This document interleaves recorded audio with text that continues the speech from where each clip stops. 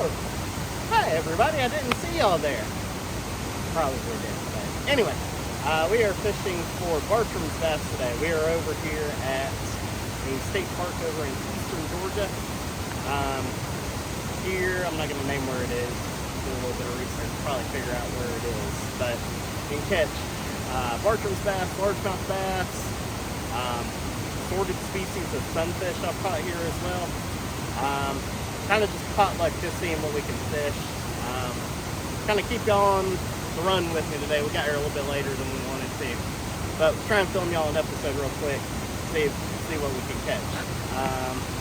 Probably gonna be fishing primarily little baits,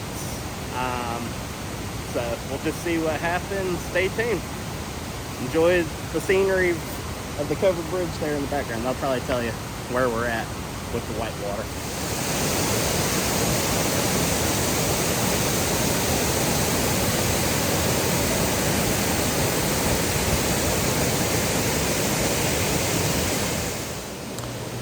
So I'm just going to voice over this section since the falls made it so you couldn't really hear what I was trying to say. So I started out with a crappie jig, couldn't catch anything with it, so eventually switched over to like a little Ned rig, shaky head sort of deal.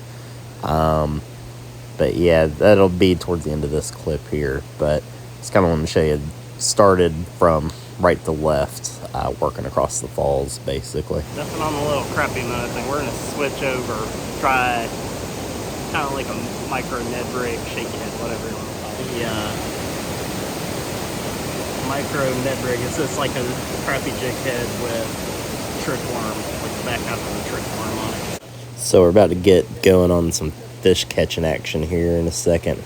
Started out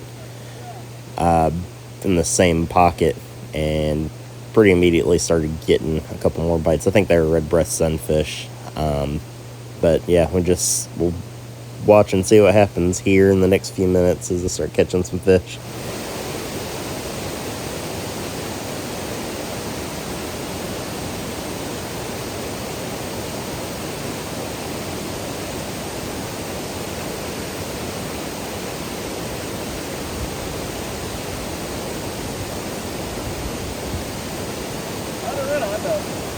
Got a red breast now.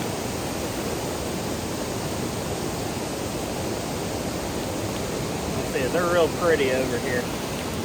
Got big mouths on them, so they actually can eat like worms and stuff. So,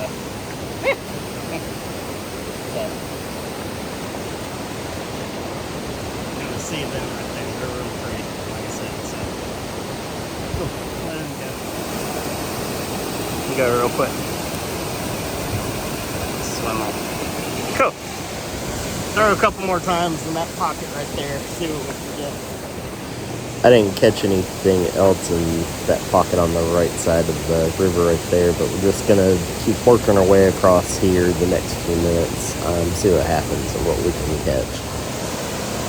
Try this next little pocket over, kind of bringing it down to the middle of the gut of this current. Sometimes these Bartram bass will be right up into the head of all this stuff. You just kind of have to bounce it along the rocks and wait for a hit. Not always. Kind of see what the fish want for today and where they're hanging out. Pocket. That's okay. Bring it all across right here. Kind of standing. I'm not all too confident in this tripod yet, so I don't know exactly how much current I can trust it to take. So I'm standing behind it in case stuff goes awkward real quick, but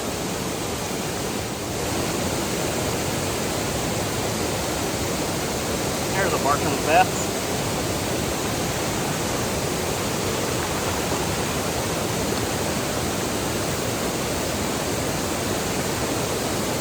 First Bartram's bass to hand.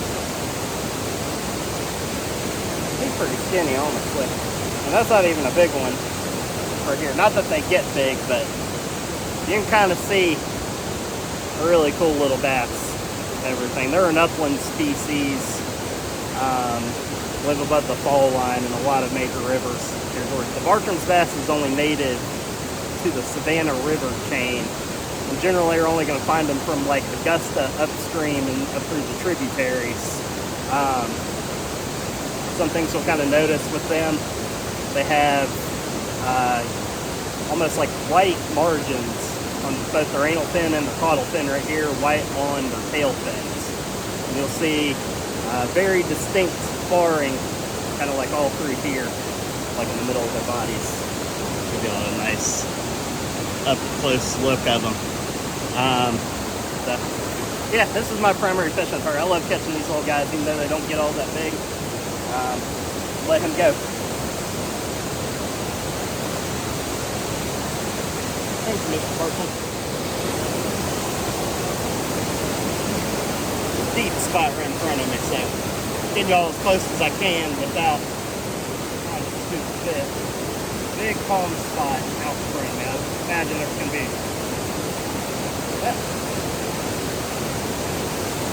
That right there is one of them rockfish. Rockfish. You've seen me catch quite a few of them here on these episodes, so I'm actually probably. And as usual, a lot of times how it works is give it a little bit of slack, and just kind of pull all of a sudden it'll come loose. So there again, this is what we're fishing with. This dickhead, like half a tripworm. It's like a green pumpkin color. It's one of my favorite colors. I know dragging a worm isn't overly exciting, but water's a little bit stained. It's still a little cold, so it probably is the best way to target them. There we go. Got one right there. That's another Bartram bass. Nice one. Real nice one.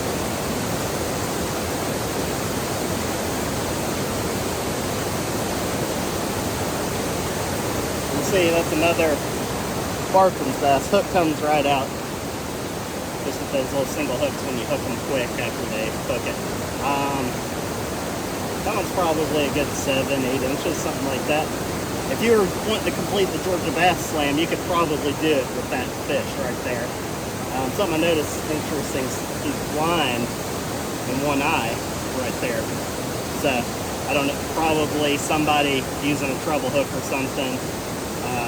Why I tend to shy away from treble hooks, just because I don't think they're overly good for the fish. I'll give you another nice little close-up of them.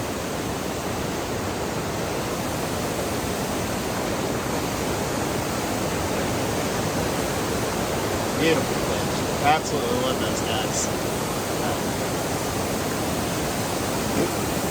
Try and show the release.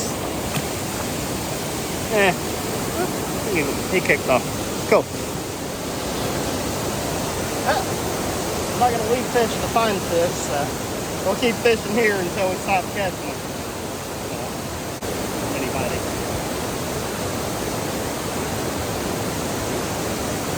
Look, red breast came up right there.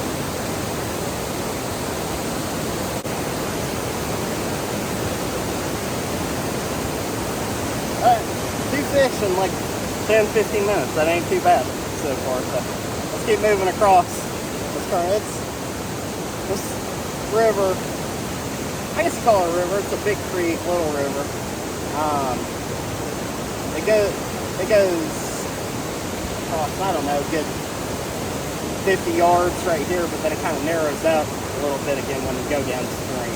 So keep moving across. Get you into the next pocket. See what we can find. So we fished a couple more spots over like the next hour or so, and for some reason hit a little lull in the action. Just didn't catch anything, despite fishing some pretty good looking water. I'm not sure what's up with it, but we'll get into some more here shortly. Jack Eddy all the way up the front up here. A lot of times I've caught bigger ones up there. A lot of times I just kind of catch them up on the soft line. Had 2 bites in a row.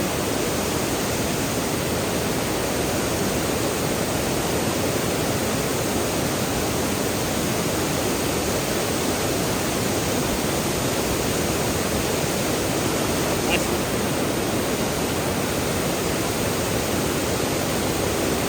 these fish aren't super duper colored up yet. I'm guessing 30% water, but another pretty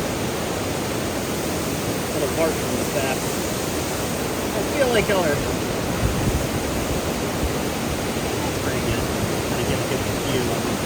And they kind of look like, you might think they look like spotted bass, but one thing you'll notice, look real close, they kind of have like a little crescent back behind their eye, like light blue color.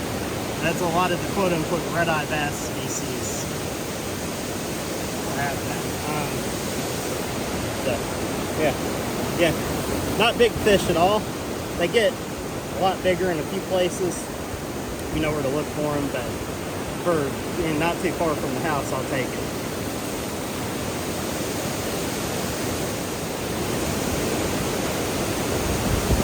Missouri Pins minnow. See what happens.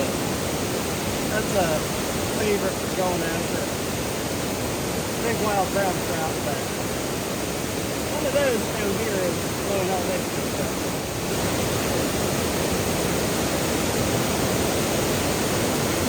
Yeah, I'm contributing that too. Well, I'll say that, but the new species, it's not even it's not a bass or a sunfish, it's a hornyhead from the looks of it. That's cool. Hey, here at Landon with Landon, we don't discriminate, we just like fish. These guys are pretty cool. I'm a big native fish guy, but you can kind of see, they've got something. They kind of got these little nodules on their head, and you can see that's a big reason I don't like fishing trout. They're cool looking little fish, though, and they're native, so let them go back. Hey, he ate. I don't care what they are. If he ate a moving bait and everything, who might have complained what it is?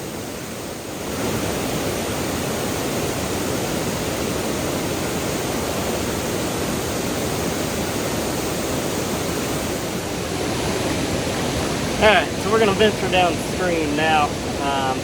Probably should do more of these like selfie styles like this, where you actually see me since it is Landon with Landon, but I'd rather, personally when I watch videos, I'd rather see the fish and like the action with that. I don't really care with as much as doing all the camera work and doing all the actual fishing looks like. I think I'm ugly personally, but kind of get an idea of how this creek looks like when it's not, you know, flowing over pretty big shoal complex right there. I mean, it's shoals, but not like it is up there. There's some pockets up there. That water's pretty fast. I was kind of short on time, so I'm just gonna end up cherry picking the good stuff. We're gonna hike downstream. I don't think that this trail's ever been hiked before, obviously, so I'm just gonna venture forth and, you know, see what happens. Stay tuned.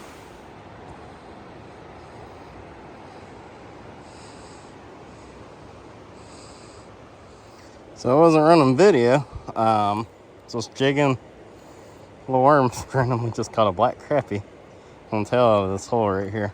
As you can see, like the slope's like it's not real level here, so I can't really set up the tripod.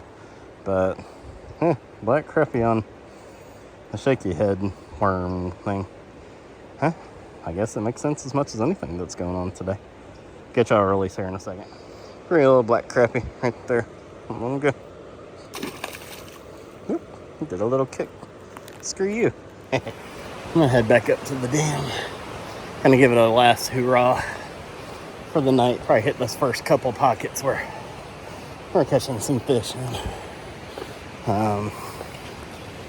Next pull down a couple 100 yards now. I just didn't feel like walking down there, so.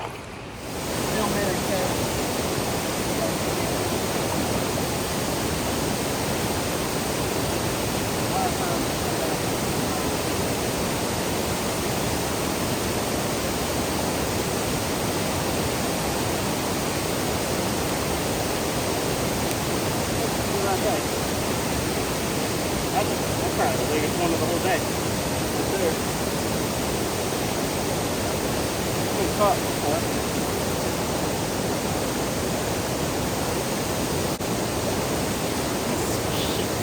Try and get you a close up.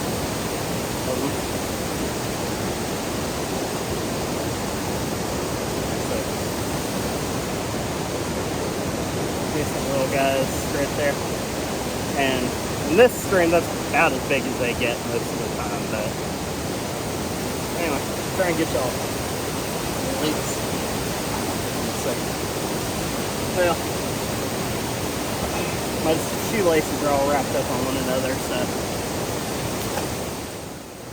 We fished for a few more minutes, didn't catch anything, so we called it a day pretty shortly thereafter.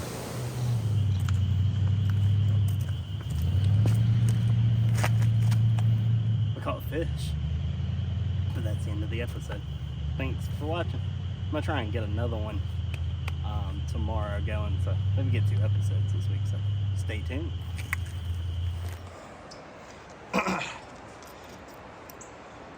You don't learn enough on the internet watching me, so here. We're gonna do a short little narration about turtles. The ancestors of these cold-blooded reptiles appear on Earth 200 million years ago. Turtles spend most of their lives in water, but have lungs and breathe air. With no teeth, they use their beaks to tear the plants and animals in which they dine. Approximately 50 species inhabit ponds, swamps, rivers, lakes, and other wetlands. Well, ain't that something? Jeez. I'm turning this off.